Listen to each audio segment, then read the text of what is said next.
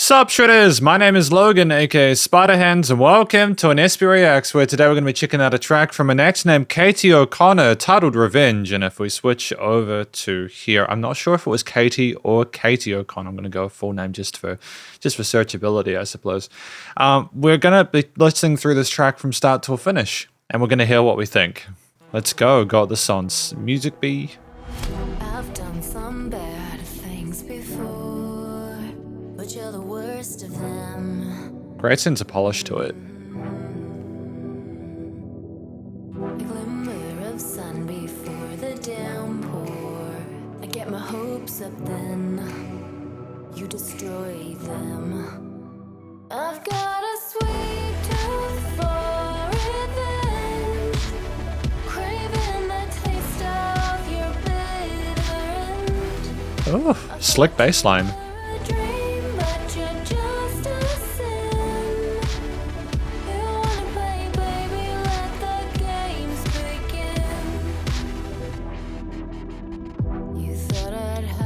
And back down. That just ain't my style. And soon you'll beg me why. Oh, I'm sending you to exile.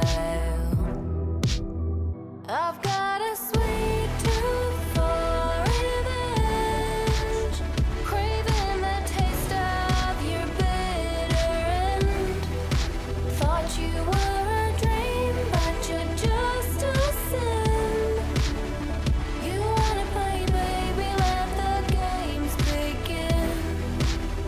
I'll wear that little black dress, the one you love the best. Shows my curves just right, yeah, baby, so right. Oh, you'd peel it off before sex, but this ain't yours anymore.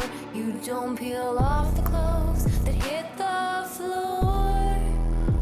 This ain't the end, baby, don't pretend.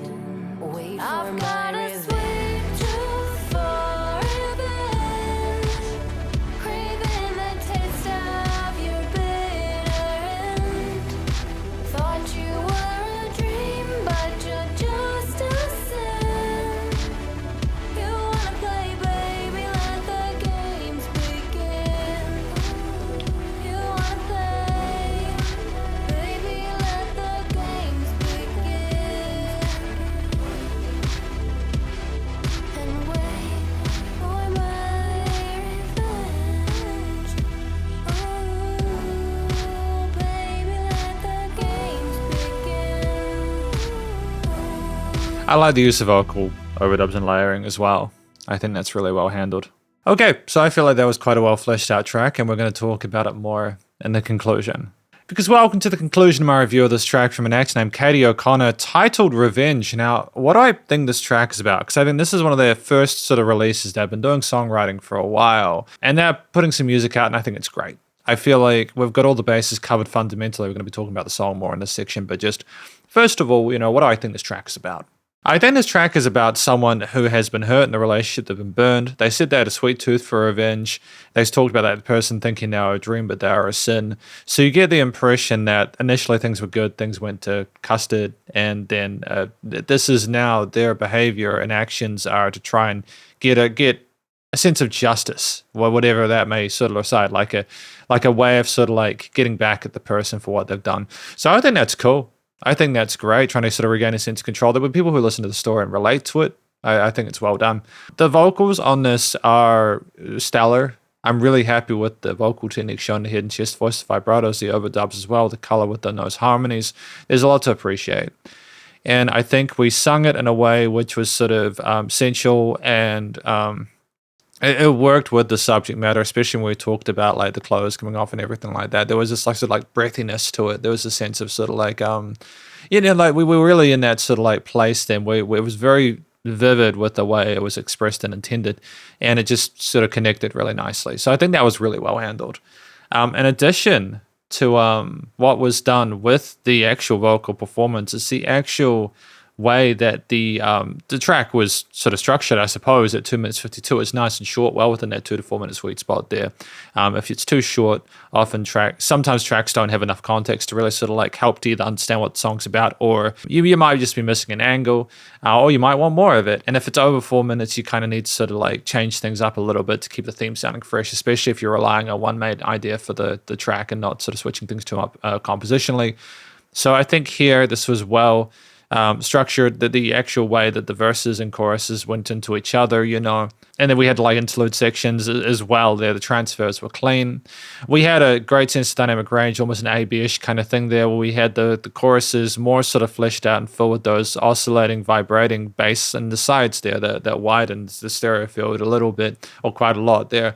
Great use of sub bass there, kind of a sinister kind of like force behind it, but it was well-rounded regardless. The drums with a great punchiness to them that was slammed through the mix there. You could hear everything clearly. And the great use of different eighths and quarters and sixteenths there as well. I think some of the speed of the rotations of those synths got to like 30 seconds. So it was kind of a really fascinating use of rhythm from the bass synths alone in those choruses, with the drums almost being the modicum of consistency with the quarter note groove on those. The use of kind of clicks for like in the less intense sort of verse sections there, where things were a bit more empty without that bass there. We might have had like low and like sort of like subs or something like that. We had these interesting wow kind of synths as well, which just had a sort of almost like a playful tone with them. There's a bit of danger, but not too much at that point. And there were this sort of like pads and little sort of like almost very sad sounding elements there, where we're sort of working things out with the storytelling, and we're eliciting a sense of, things are just not the way we wanted. Even if we're frustrated and angry with this person, there's a sense of loss. So I think that's a clever way of doing it. There's no real harsh edges or like points of aggression within it. It's more like we're trying to classily get our way back. And that's what the actual choice of instruments tells me here. I like the other sort of sub layers and bits of ear candy we have throughout. The moment that I say there weren't any sort of like harsh or gritty textures, we have the 808 in that interlude section there, which was literally buzzing along. So maybe there's a little bit more animosity at that part as we get into the business end. But we do play around with expectations enough to keep things fresh, and just adding a different texture like that can switch a track up even at that short form factor.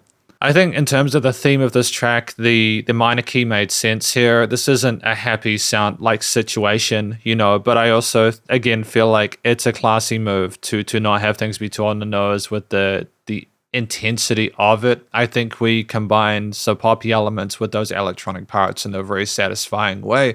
The use of major and minor progressions with some occasional extendeds is nice. And a lot of the extended color comes from the way that those vocals interlace and interact with the rest of the instruments within the arrangement, which I think is a smart move. And I think finally, just before we go into the studio production, I like how the track ends, how it just kind of fades out, and it's not the track never feels like it's trying to tug at you too much for your attention. It's always like, hey, look, this is my story, this is what I'm trying to communicate. It's an interesting story, but I'm not going to like slap you in the face with it. The studio recording, mixing, and mastering as a closing note is fantastic. I do appreciate the way that the different synth basses, drums, the vocals, everything were layered with some of the overdubs going around the sides of the stereo field, and or at the very least kind of backing up things in the middle. The bass is going to the side there. I like that the music surrounded you in the headphones and that there was dynamic range here and we weren't trying to squeeze too much stuff into too small a place. I like that it was still nice and loud. Does seem like there was a little bit of a sub-bass resonance in there, though, that might have been holding a bit of the limiter back in the final part. It could have been a louder track, but I also feel like maybe you just want that sort of sense of kind of like, like power down there. That's absolutely fine. It's not like it affected the mix itself, just in terms of perceived loudness. But no, very good. It'd sound incredible through car stereo speakers, and that is the good thing, by the way. That is the test we often want to do when we're mixing and mastering, is a car stereo test.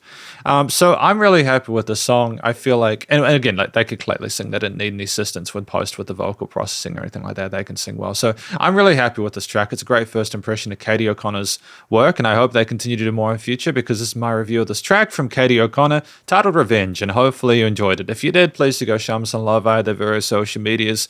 And I think this will be all out on the digital streaming platforms at some point soon. And stay cool and stay safe. And please remember to support your local musicians and artists at this point in time, as need the help more than ever with all the crazy stuff going on in the world. And I will catch you in the next SP Reacts. Spiderhands out.